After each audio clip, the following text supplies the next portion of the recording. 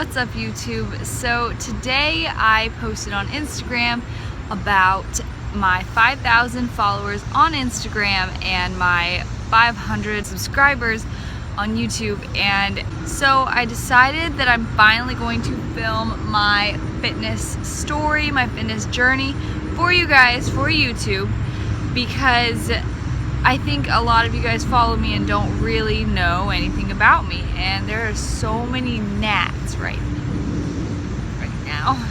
So this is going to be a long video, so just sit back, relax, and enjoy, or if you're doing cardio, you're welcome. And just get to know me a little bit better. I really hope you can hear me. Welcome to the beast, I unleash, I'm a motherfucking beast.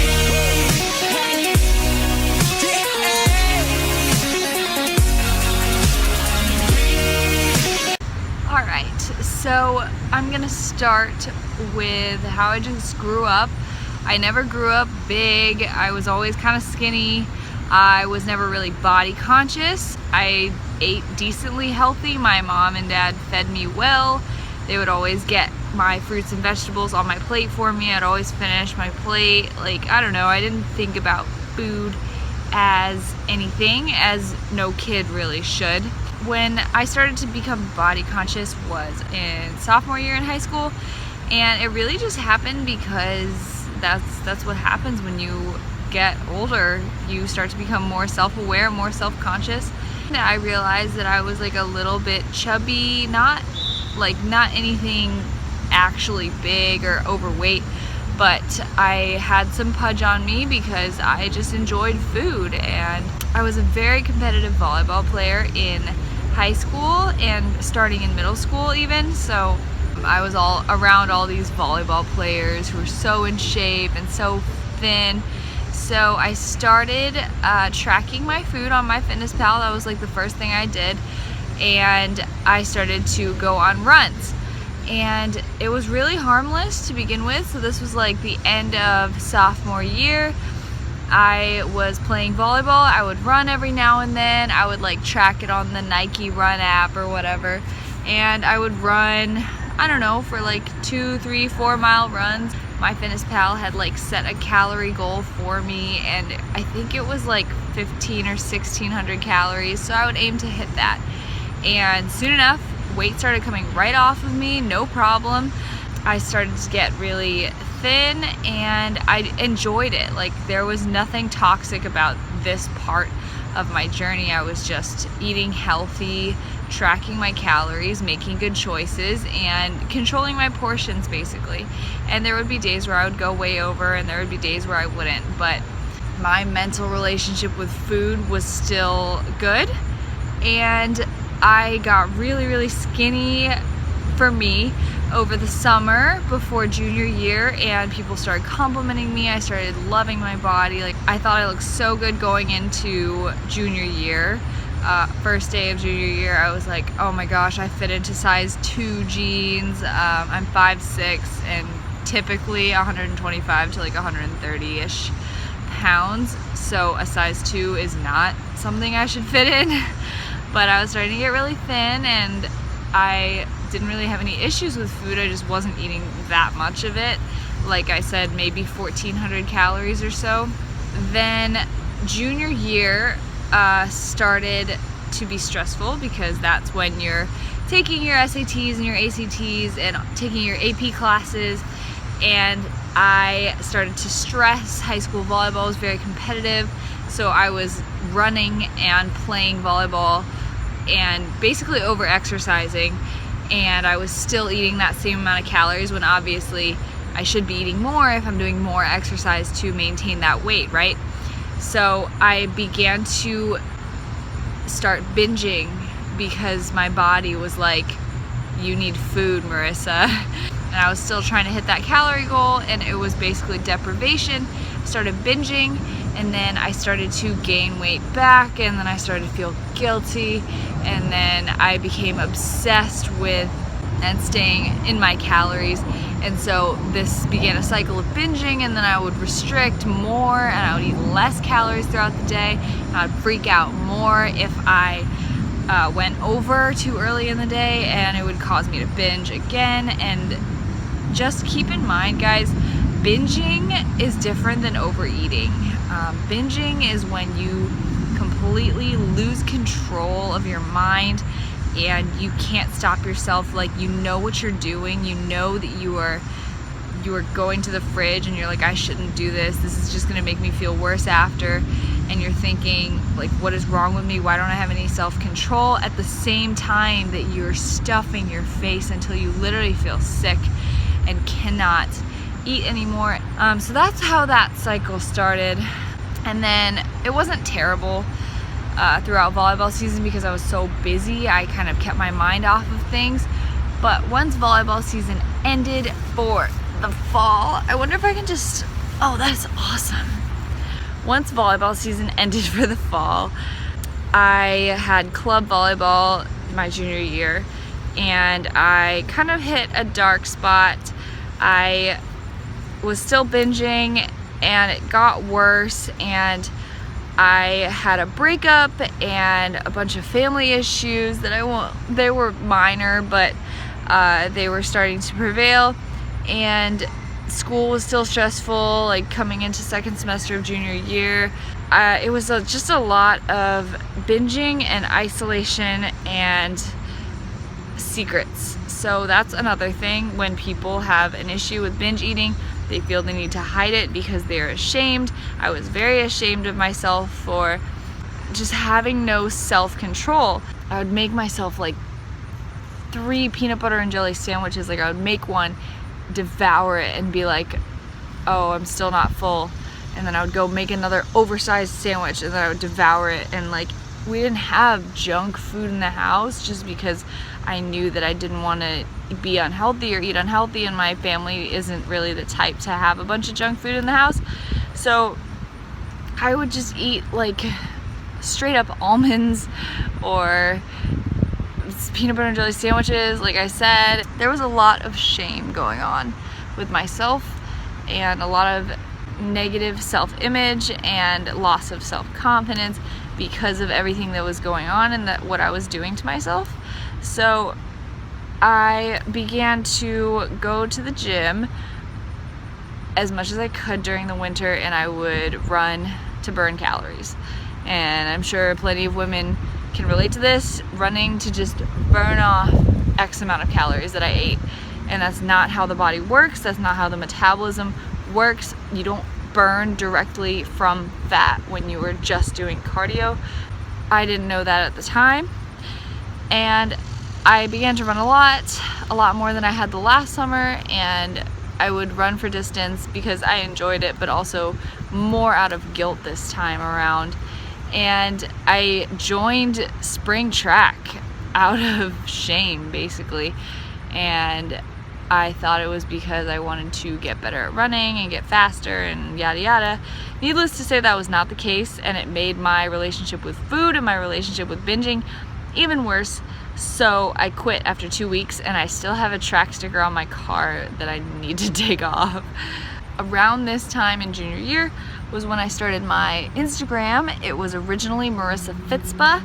I created it to become accountable for the food that I was eating. There is nothing wrong with creating an Instagram for that purpose. However, I was doing it to like prevent myself from binging and to be accountable for that, and obviously it didn't really do much for that, but it was helping me become a little bit more accountable, and I liked the community. I started following a few of the people that I do now, and awareness kind of helped with social media. I started to learn the whole food is fuel mentality. So food fuels your body, fuels your workouts. It is not the enemy. Carbs are not the enemy. One thing that really helped me was like your fear food. So if you've ever had like a fear of eating bread because like for some reason bread is the devil and bread will go directly to fat when like any other carb source wouldn't, which is not true, but like I had a fear of eating bread, so these accounts would have to be eating their like fear foods in order to conquer the demons in their mind. And I started taking on that practice where I would eat something that made me nervous to eat because I thought it was bad. And quickly you learn that it does nothing to you.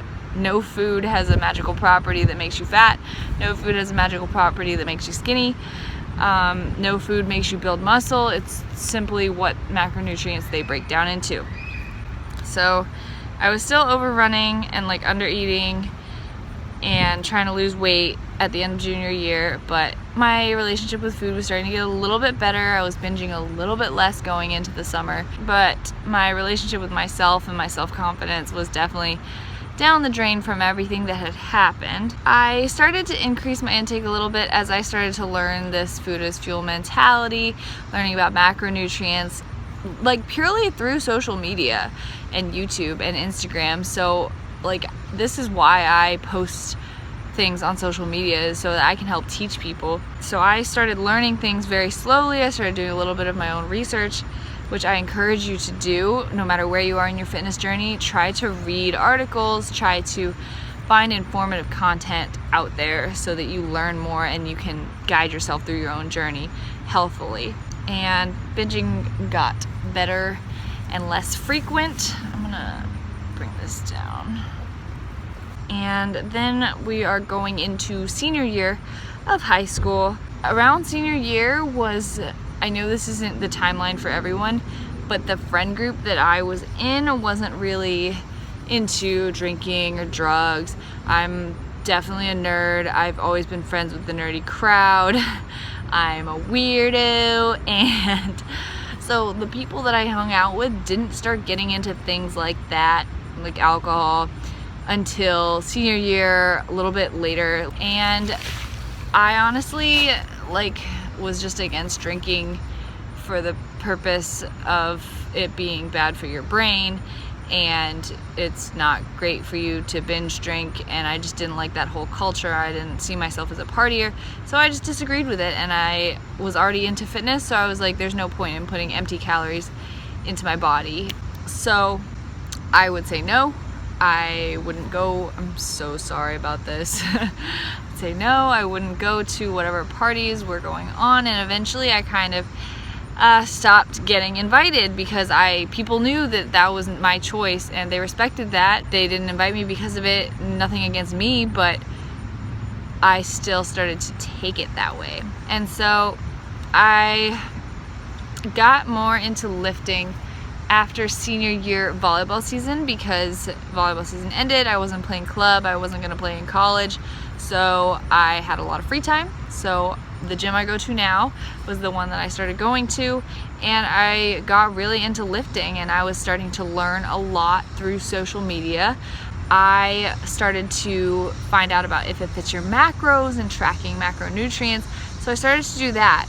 So I started doing that. I started increasing my intake and lowering my cardio slowly. It was hard mentally and physically, but so I was focusing more on the gym, I was focusing on getting stronger, and I was focusing on increasing my intake and improving my relationship with food, because at this point binging was still prevalent. It was definitely less common, and I was more aware of my triggers and dealing with it, but it was still happening, and I still had a negative self-image. But I was getting better. And then that winter, that December 16th, 2014, I think, yeah, 2014, I got a job at the gym that I currently work at now at the front desk, and I basically just hermited. I would go to school, go to the gym, come home, repeat. I wouldn't go to parties. I stopped socializing basically because I felt like no one wanted to understand the lifestyle that I was trying to pursue. So I isolated myself. I'm not putting the blame on anyone else. I isolated myself, and it started to give me a lot of anxiety to even go to school, because at this point my social media was starting to get bigger, not like as big as it is now, and it's not even like significant now, but I had about like 800, 900 followers, and a lot of those people were from school, and they would find the account and they'd be like, oh, this is cool, this is inspiring, this is motivating, and that's great. But at the same time, my friends would like poke fun at me and be like, Marissa Fit Spa, and just like making jokes about the gym. And I am one to take things way too personally when I shouldn't. So I would just kind of take it to heart and be like, oh, people are making fun of me for my Instagram. And at the same time, I would try to get to school later and avoid talking to people because I was afraid of those comments, and leave school early when I could. And it kind of spiraled into me just trying to skip school all the time because I was scared that people were going to make fun of me. And I basically I missed 17 full days of school, and that does not include the number of days that I would sleep in. That does not include the number of days that I would leave early, and that does not include the number of times that I would actually leave without a note or an excuse, and I would just skip because school would make me really, really anxious to go because of the gym and my passion for the gym. So I still had this shame factor in my life that I was shameful of what I was passionate about, shameful of what I was doing, and I wasn't self-confident.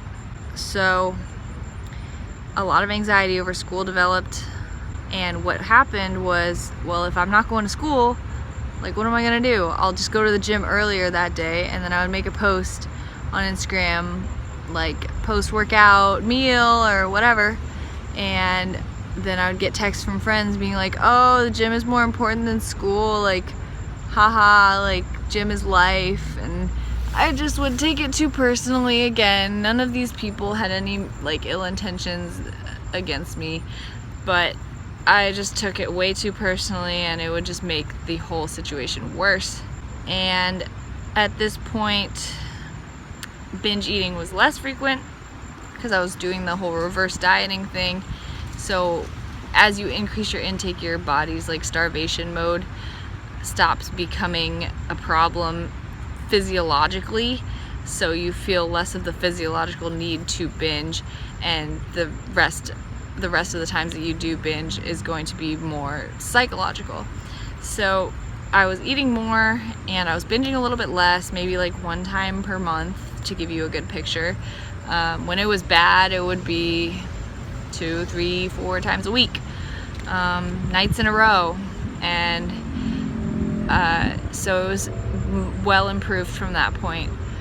And so senior year was kind of rough for me, and then I was just falling more and more in love with lifting because export was my job, where I had friends who were teaching me about lifting, friends who were coworkers who understood the lifestyle, and I was getting really into social media, and I wasn't really doing much with mine, but I was avidly following all of these people who were so inspiring to me and so informative. And that's what I'm trying to be for people, is that light that that can inspire you to really find yourself in fitness and not be ashamed of who you are.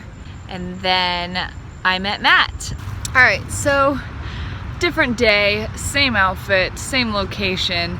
I suck at filming, so it's like 4 days later and I'm filming the same video. So let's get right back into it. When I met Matt, so I was working at the gym, he was working there. I was doing a program by Jim Stepani on bodybuilding.com, so I was learning about bodybuilding and about progressive overload through that program. It's actually a really great program to kind of understand the concept of progressive overload if you're looking for when to start. I did 12 weeks to size, and I just followed my own reverse diet macros that I was making for myself and not the nutrition plan. I really liked it. I got a lot stronger. But I met him when I was doing that, and like I said in another video, I was in a relationship when we met, but we became friends and just clicked really fast, and I had to end the other relationship before Matt and I would like start dating or anything. So I mean, it was just meant to happen. That's just one of those things where I wasn't expecting it, and It was just meant to happen. So I had met someone who basically understood me like no one did in high school, and high school was ending and we spent 99% of our time together from the point we met onward. I felt so much better, and I am definitely a proponent of people finding themselves through being alone, but I'd already had so much like alone time just from being isolated, and it really wasn't helping me grow. And having Matt around me all the time and encouraging my confidence and encouraging me to lift and for me to find myself through the gym and through social media, and like he knew that I loved following who I follow and posting what I wanted to post on Instagram, and he didn't think it was weird at all. And just that kind of acceptance really made me more self-confident, and it actually helped. Like with my binging problem, I was more self-confident and happier in general and less stressed when we were hanging out all the time, so my binging started to happen less. And we basically just spent all summer together in the gym. And so this is last summer, I didn't get tan at all. Like, let me just say, I was like the palest person all last summer because I literally spent it all indoors.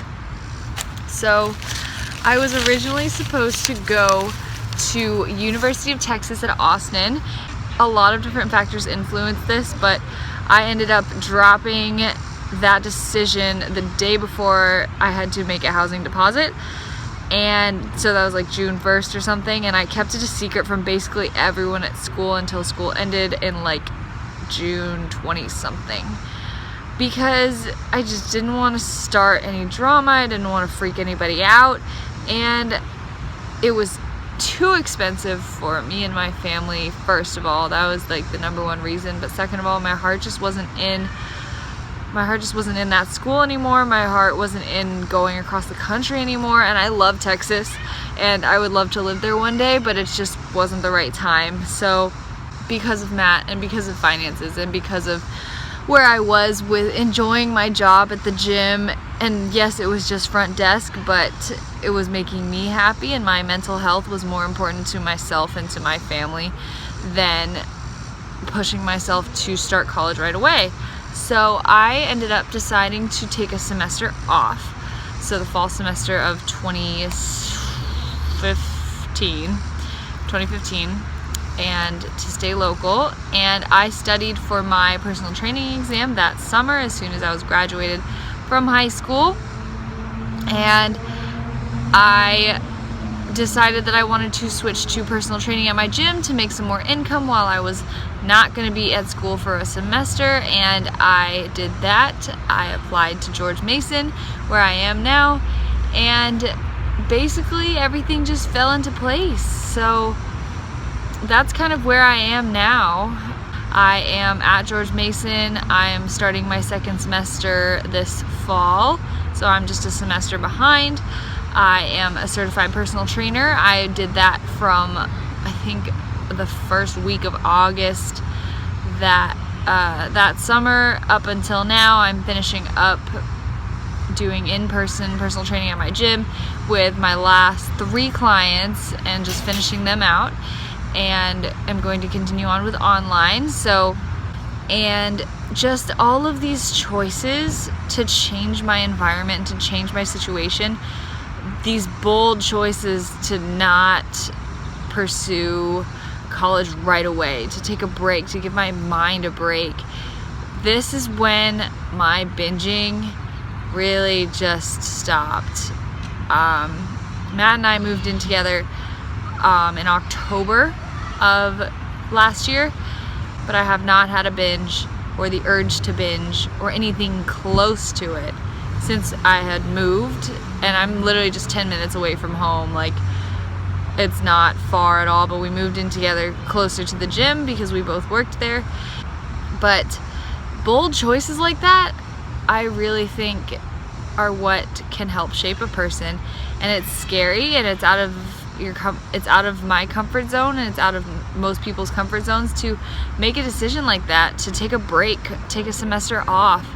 But it can be the most helpful thing for you, and it definitely helped my mental health a ton. And like, I'm still working on myself with social anxiety. I'm still working on myself with my seasonal depression and getting through those tough patches, but I think that giving myself some time to grow with a semester off and not having to stress about school, because that was a big reason why I was having such a big binging problem, has helped me a lot. And when you have a problem with binging and you have a problem with your self-confidence, look at your environment. Is it a negative environment? Is it toxic to you? Are the relationships that you're in toxic? Because all of those things could be potential triggers for why you feel so tempted to binge all of the time. Or like, is it your school? Are you stressed out to the point where like you turn to food for comfort and you turn to food for control because you feel like you have no control over how much stress school is causing you? Like, look for those factors and see why you're having issues with your relationship with food. So basically, moved in October.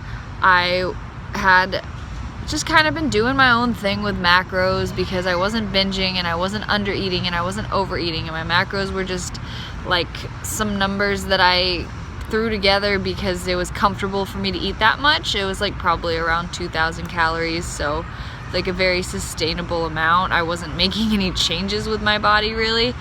But from the point that we moved in, I basically YOLO dieted.